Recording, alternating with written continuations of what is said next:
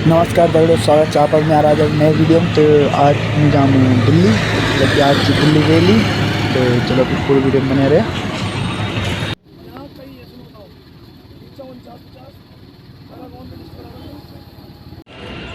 तो दगड़ों आज हम पकड़ मेट्रो पहुँच गई बोटानिकल गार्डन।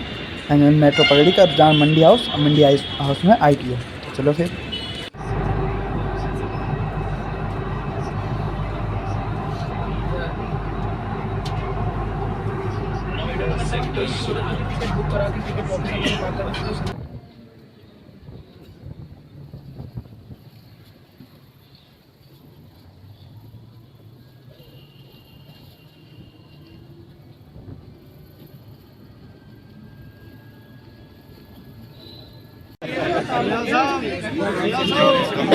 ओहो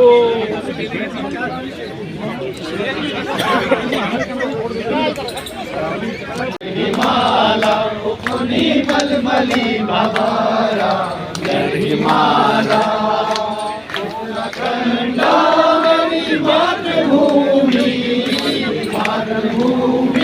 मेरी पितृभूमि भूमि तेरी जय जयकारा जय हिमाला उत्तरी तेरी जय जयकारा जय हिमाला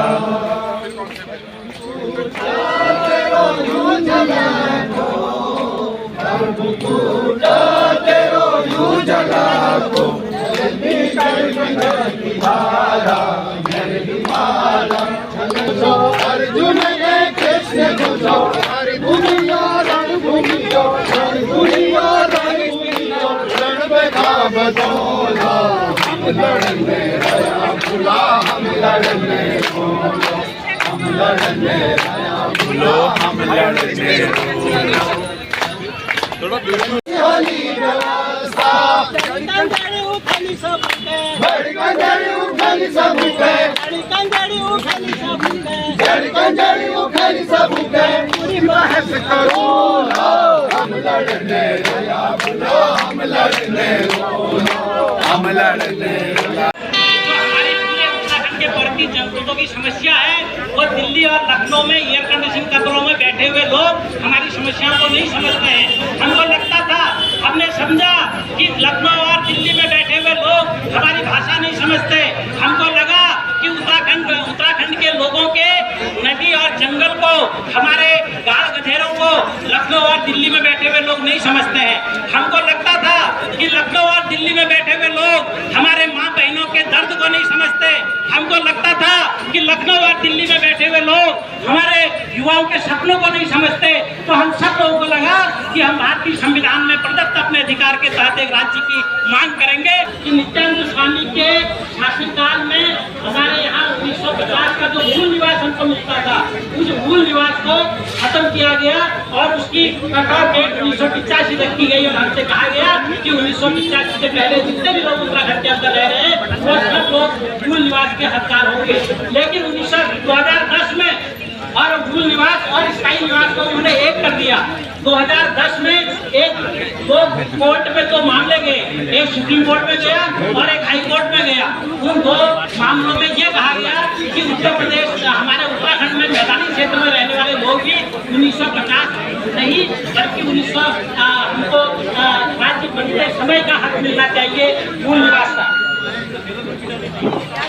जमीन का रकबा है, पूरी जमीन का रकबा जो है वो 54 लाख हेक्टेयर है और 54 लाख हेक्टेयर में 34 लाख हेक्टेयर जमीन हमारी फॉरेस्ट के पास है। आप समझ सकते हैं कि 34 लाख हेक्टेयर जमीन में से 34 लाख हेक्टेयर जमीन हमारे फॉरेस्ट के पास है। हमारी 10 लाख हेक्टेयर जमीन बैरान और सरकारी खाते में है और हमारे यहाँ हमारे पास जो जमीन बची है वो सिर्फ 7 लाख हेक्टेयर बची है, जिसको मैं भी आपको 4% कह रहा था।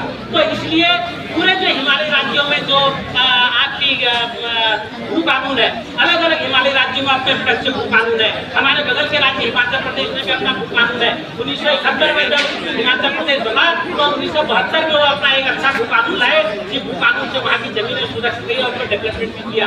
लेकिन हमारे यहाँ बिल्कुल उसका उल्टा हुआ। हमारे यहाँ उसका उल्टा ये हुआ कि लगातार अभी 2018 में हमारे यहाँ एक नया भू कानून संशोधन आया। आज सब लोग जानते हैं कि भू कानून संशोधन में 3 बड़े संशोधन हुए हैं। एक 154 में हुआ, एक 156 में हुआ है, एक 143 में हुआ है। इन तीनों संशोधनों ने उत्तराखंड में तमाम जमीनों को एकमुश्त बेचने का रास्ता निकाला है। और पूरे उत्तराखंड में जब आप कभी भी कोई इंडस्ट्रियल समिट उत्तराखंड के अंदर होती है, पिछली बार एक इंडस्ट्रियल समिट हुई थी त्रिवेंद्र रावत जी के सरकार में, तो उस समय उस इंडस्ट्रियल समिट ने उत्तराखंड में कहा कि हम 1,24,000 करोड़ का निवेश उत्तराखंड में करेंगे। और सारे निवेशकों से कहा गया कि जब तुम उत्तराखंड में आओगे तो हम भू कानून में परिवर्तन करेंगे। तो उन्होंने भू कानून में परिवर्तन किया कि उत्तराखंड में 143 से जो जमीनें हमारी बची थी, 154 से जो जमीनें बची थी, उनको सबको खत्म करके उत्तराखंड में सब लोगों के लिए किसी भी तरह की कितनी भी जमीन किसी भी कीमत पर किसी भी गांव में खरीदने का रास्ता तैयार किया।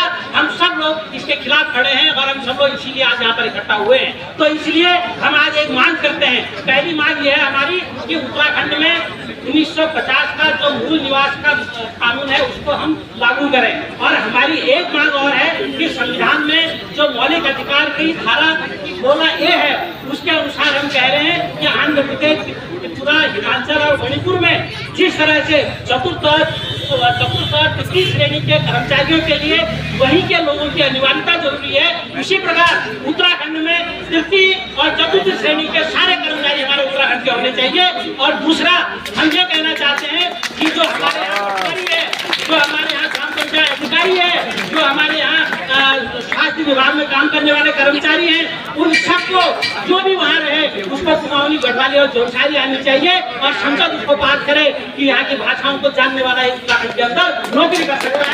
ये बात यहाँ पर कह रहे हैं और ये हमारा संविधान को तक अधिकार है, ये संविधान हमको देगा। और हमारी सरकारों ने क्या करना है कि उत्तराखंड की विधानसभा से संकल्प पास करना है। वो संकल्प पास ये करना है कि मौलिक अधिकार की धारा 16A के तहत हमको आंध्र प्रदेश, सिक्किम, मणिपुर और हिमाचल की तरह हमको एक कानून बनाए, क्योंकि हमारी विषम भौगोलिक परिस्थिति है, हमारा अलग सांस्कृतिक परिवेश है और हमारा आर्थिक चमोली साहब हम भी उपस्थित को बढ़ाने जा रहे हैं। मेरे साथ ही भूषण टोडिया जी से आग्रह करूंगा कि वो उसके बाद अपने वक्त में रखें। उससे पहले शशिमोहन घोटाला जी से मैं अनुरोध करता हूँ।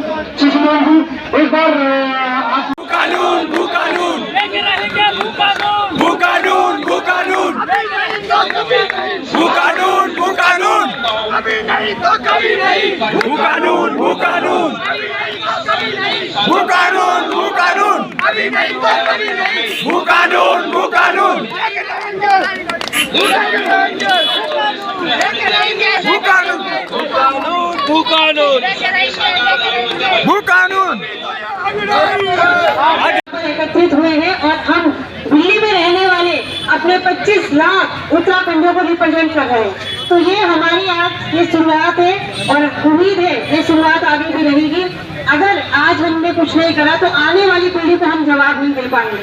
तो अगर आप लोग चाहते हो हम अपने आने वाली पीढ़ी को जवाब दें, अगर हम उनके लिए कुछ नहीं कर पाए तो गाँव में लोग पैसे के अभाव में आप भी जानते हैं बेरोजगारी बड़े चरम पर है, तो इसलिए वो जमीनें बिक रही है। तो हमारा ये मानना है कि बिहार के अस्तित्व को बचाना है, क्योंकि उत्तराखंड सिर्फ एक राज्य नहीं है, सीमांत जनपद है, बॉर्डर एरिया है, तमाम अंतर्राष्ट्रीय सीमाओं से लगा हुआ एरिया है। तो उसके मूल पहचान को, वहाँ की संस्कृति, वहाँ की परंपराओं को और वहाँ के पर्यावरण को बचाने के लिए हमारे